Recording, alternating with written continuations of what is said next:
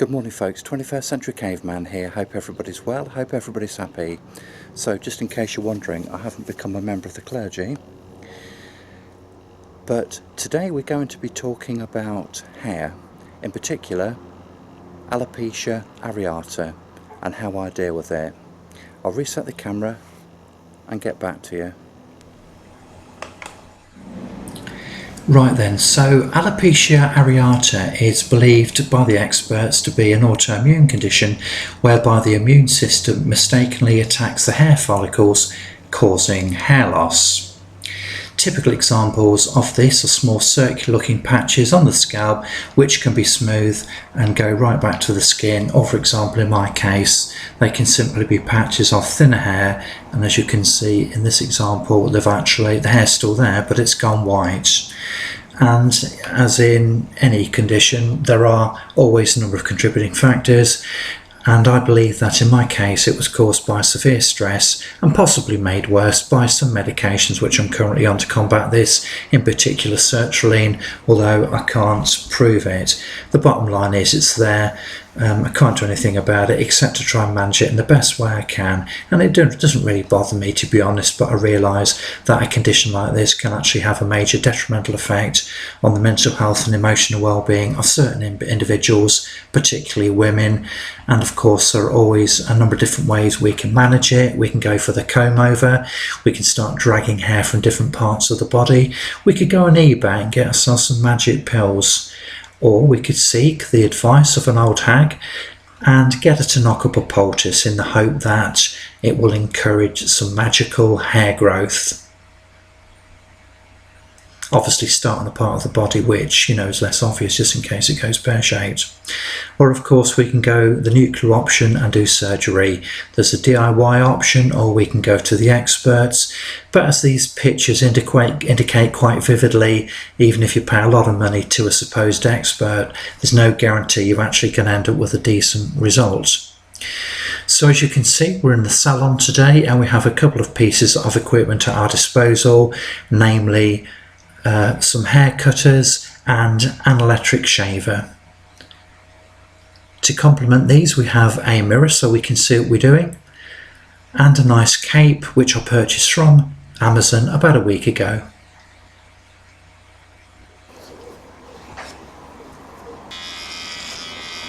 So I'm going to start off by using the clippers to trim back my beard, and then I'm going to blend it in with the hair on my scalp.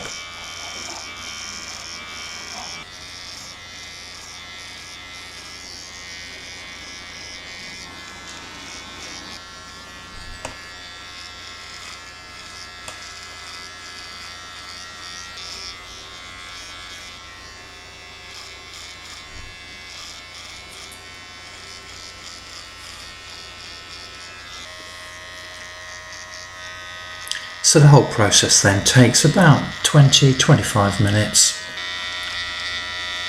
and if the weather's decent I'll just pop outside rather than have to vacuum everywhere in the house. As you can see, I've already started to go bald. This happened in my late 30s to early 40s, and very early on during this process I decided that I wasn't going to piss about trying to disguise it. I just started to crop my hair.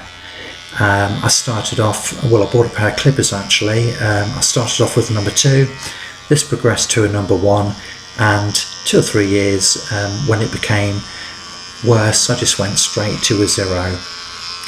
This also meant that I didn't have to go to a barber's and pay 15 quid to get my hair cut, because my hair grows very very quickly, and I was paying sort of 15 quid every couple of weeks, which so there was a big cost saving there as well. But once the alopecia started to become very apparent and make my scalp look untidy and a bit scruffy, I had no hesitation whatsoever in just trimming it back as far as possible with the clippers and then just going over it with an electric shaver. I mean, basically I couldn't be bothered with the hassle of mixing up some shaving foam and then getting a razor and fanning around with my head. I certainly wasn't prepared to waste valuable time pissing about with my hair. I'm not that arrogant.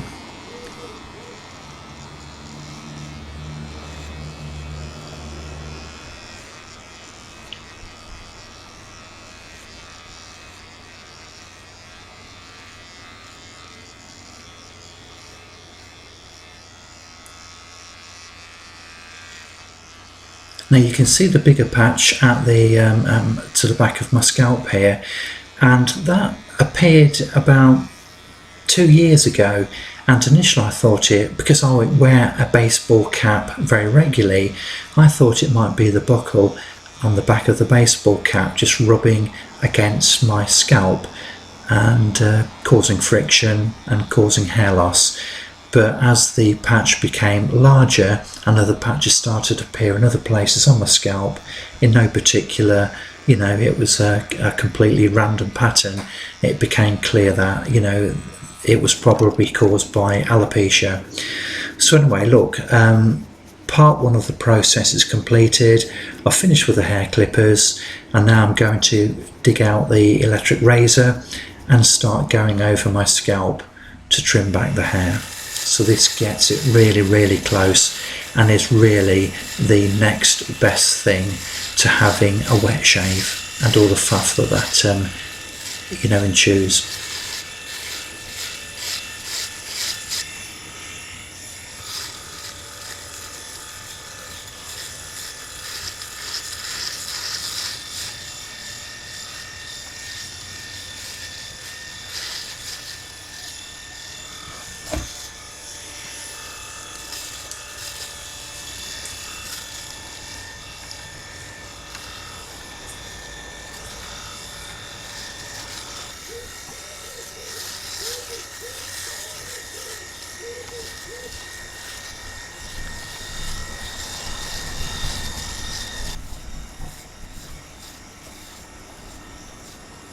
So as you can see, at this stage, the electric shaver is making quite a significant difference in helping to disguise the alopecia areata, and it's certainly become less obvious.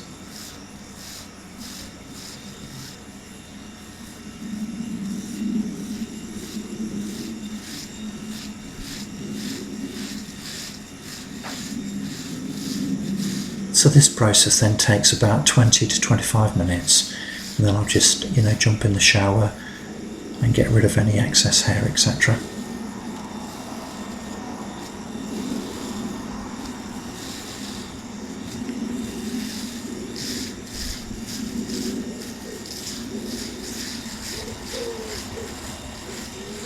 And the fact that this is something which I can do myself makes it convenient, so I can do it whenever I want to. I don't have to go to barbers and pay a fortune to get my hair cut. It's convenient, I'm in control, and I think the finished result looks very good. At least I'm extremely pleased with it anyway. So this is a process which I repeat once a week.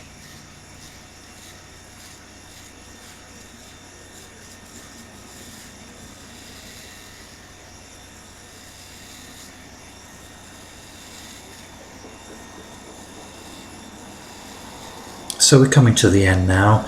We just need to have a little bit of a clean up, and I'll show you what the finished result looks like.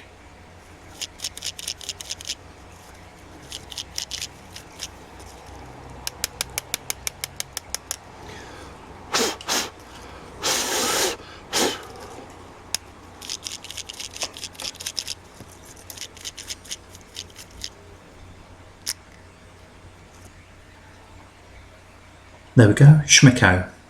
Thank you for watching.